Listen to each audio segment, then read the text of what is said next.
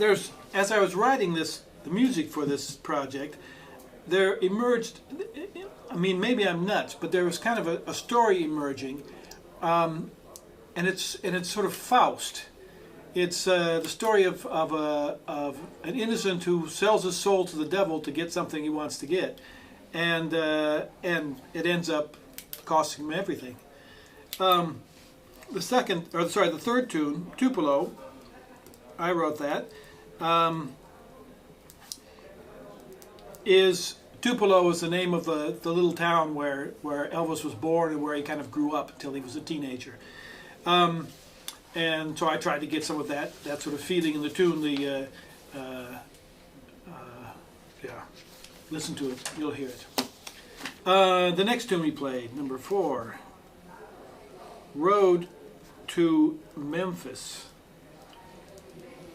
is some traveling music, something that kind of moves in waves, sort of impressions you might get, as whatever he was, a 12, 13-year-old looking out the window of the car riding on Route 78 from Tupelo, Mississippi up to Memphis, Tennessee when he moved there. So that's the color of that tune. The next tune, number 5, Button Fly, a tune of mine.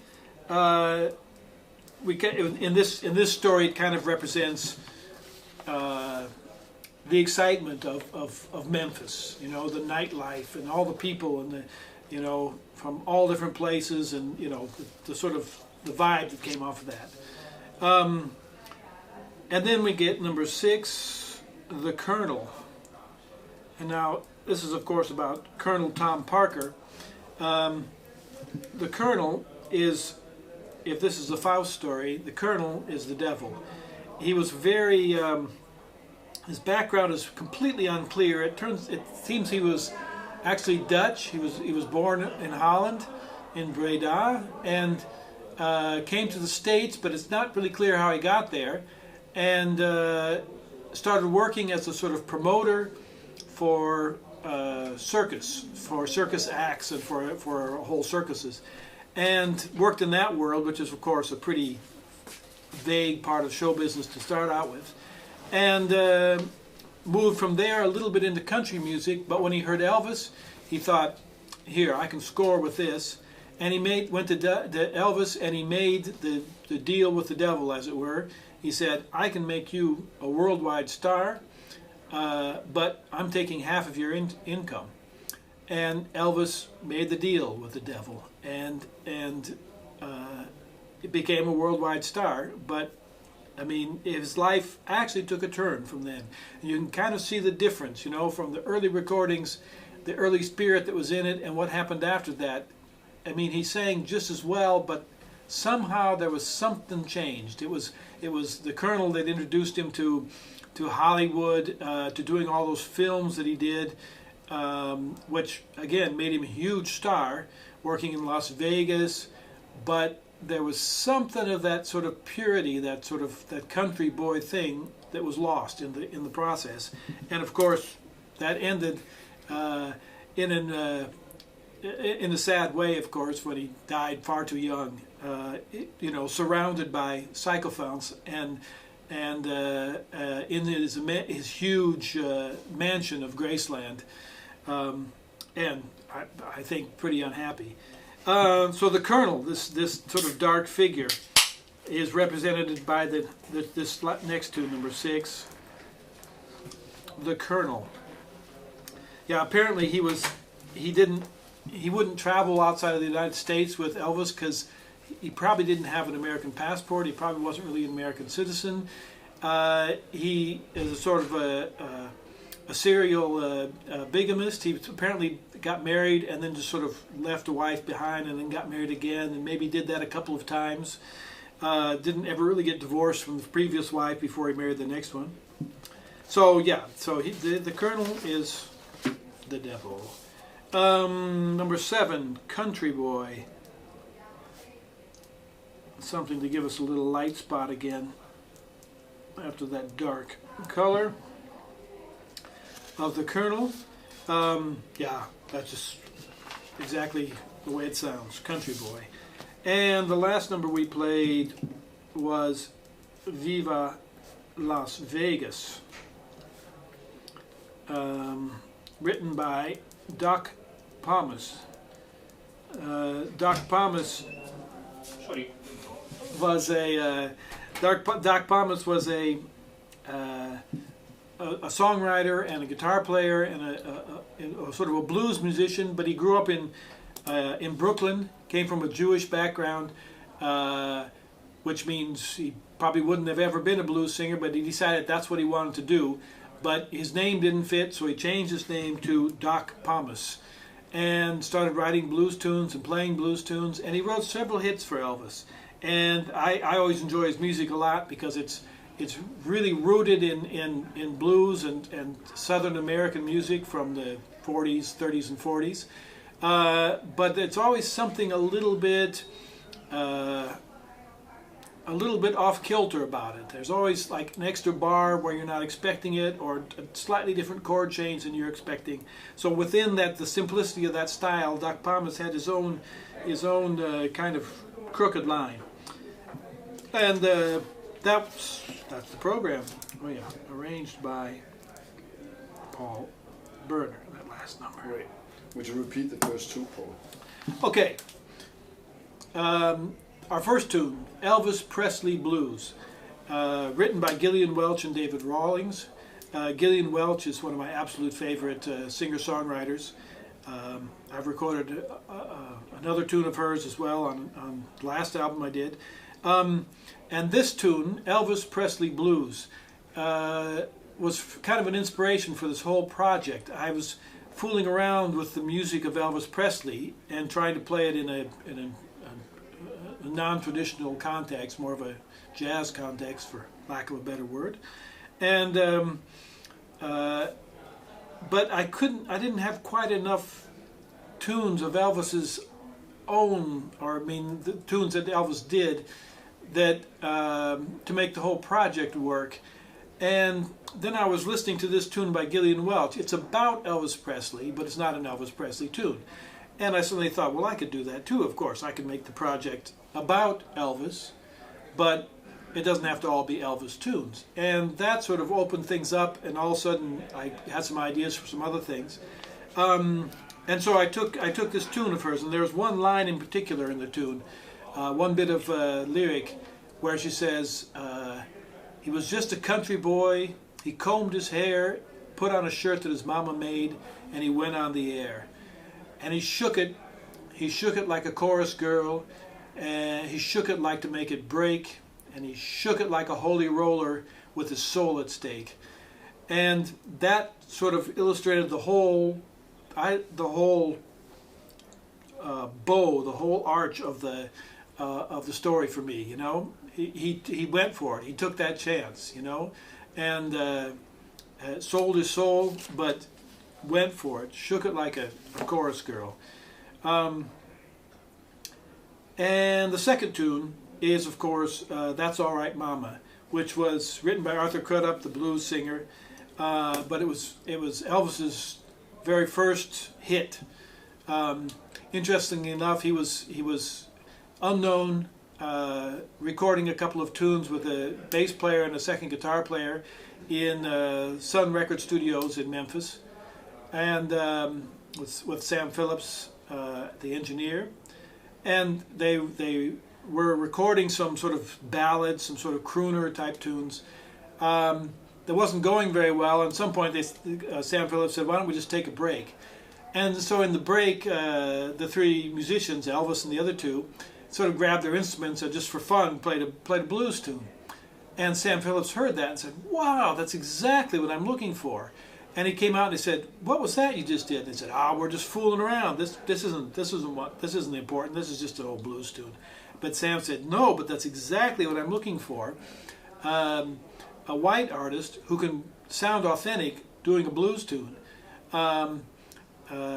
That's exactly what I'm looking for." And so they recorded it immediately. If you listen to the recording, it's interesting. You can tell there's almost no arrangement to it.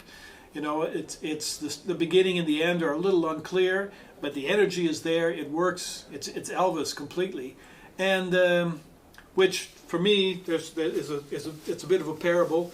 You know, is it that thing you're working on that's so important? That's the main thing you're doing, or is it that thing that doesn't seem that important to you? You know, that I'm just fooling around. That's not that important. Boom, that might be it. So, okay. Okay, the musicians you're playing with.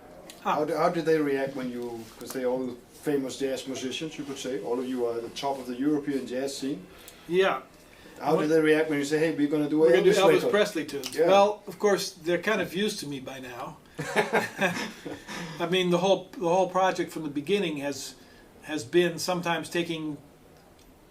You know, what I'm trying to do is take the elements, because what jazz does, it basically takes music and it takes the elements of those music and it improvises with them. And for years and years, the things that were used were the harmonic and melodic elements of the Great American Songbook. All the tunes from "I Got Rhythm" to "A Foggy Day." I mean, all those great tunes. Those tunes would be taken, or similar harmonies, their own melodies on top of it, and that's what they'd improvise with. But it wasn't because they were playing that music. They weren't playing the pop tunes. They were using the pop tunes as a vehicle to improvise, and pop tunes of the 20s, 30s, 40s.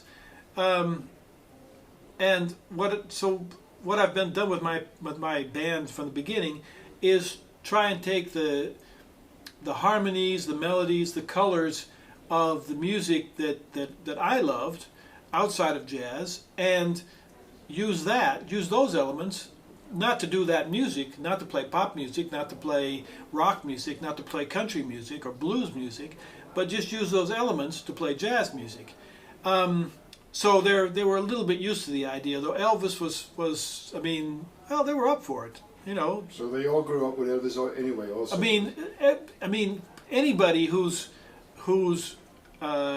still living basically grew up with Elvis, grew up with the Beatles, grew up with the Rolling Stones. It's not like that's new music. That's really old music.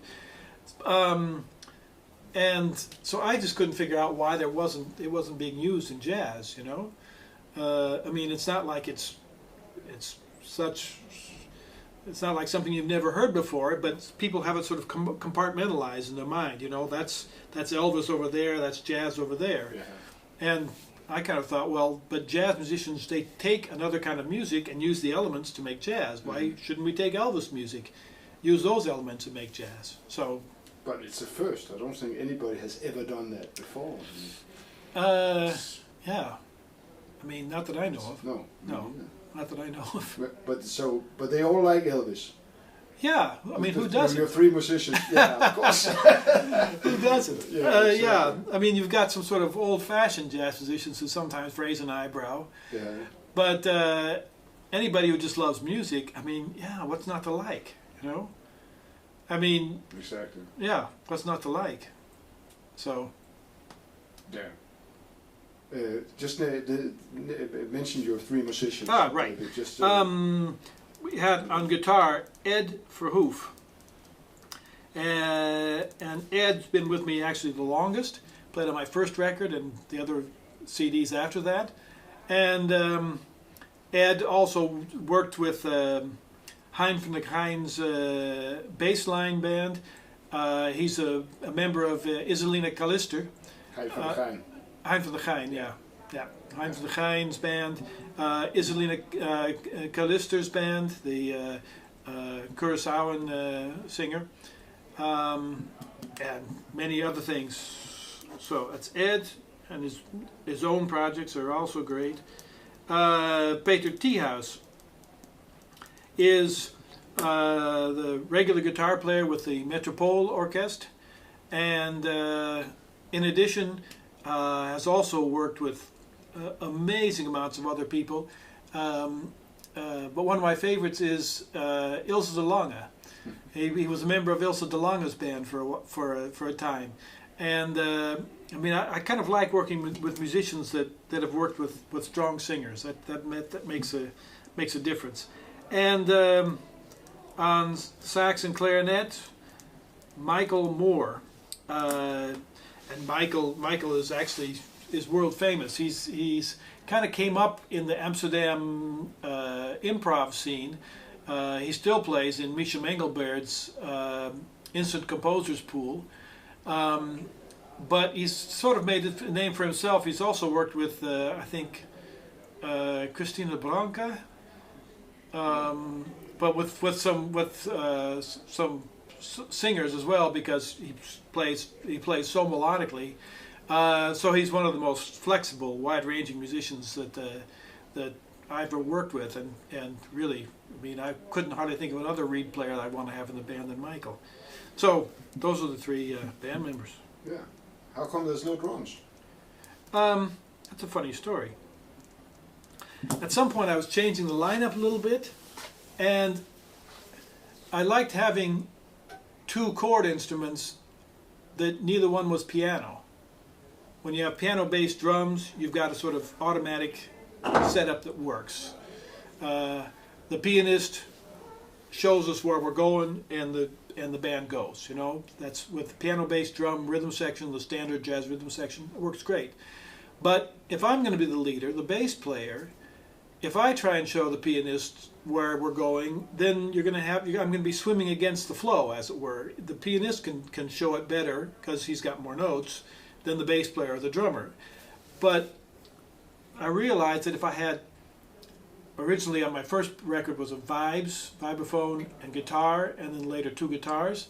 You've got two chord instruments who could both play chords, but they can both play the melody, or either one of them can play chords, either one of them can play the melody, which means there's not an automatic reaction, which means they kind of look around to see what's going on before they do something, which means it gives me a voice. You know, that means it leaves some space in the middle, as it were. So, I mean, my second CD was two guitars, bass, and drums, and it's a great combination. I love it. But we had a little gig, a little concert, and the drummer couldn't make it. And I was thinking, wow, there's all these arrangements, all this stuff. How am I going to find a drummer that can do that? And we've been fooling around a little bit. I've been playing with Michael in Michael's band at the time. And Michael had played a gig with us, but with only one guitar. Michael, one guitar, bass, drums. And then you kind of miss that second chord instrument. So that wasn't really the ideal combination. But suddenly I thought, wait, instead of finding a drummer to replace the drummer, why don't I ask Michael to replace the drummer? And then we'll have two guitars, Michael and me. And you'll still have your two chord instruments, but you just won't have a drummer. And so we just did that just to see how it would work, and it was fabulous. It was absolutely great. One quick rehearsal, played the concert, it was great, and a few weeks later I recorded it, and that's the third CD we recorded. You made an album with Monty Alexander as well, so I mean it's not that you don't like piano, huh? No, but what did I do with Monty? I recorded a duo with Monty. Which suddenly just is a little bit different than trio. I mean, Monty's a perfect example. Monty can steer the whole band from behind the piano, and it works fabulously with Monty. I mean, that's one of the great things about working with him is how he does that. But yeah, when I recorded on my first record, a few tunes with Monty, I